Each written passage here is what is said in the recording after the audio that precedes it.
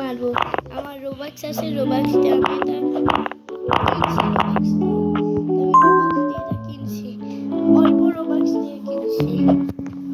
রোবাক্স আমার কাছে রোবাক্স ছিল, হ্যাঁ, তো এটা দিয়ে আমি কিনছি। আবার ফেলাই দিচ্ছিল, আমি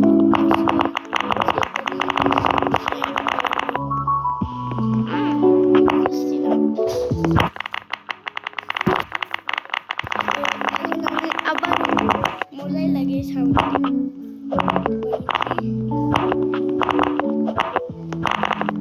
এই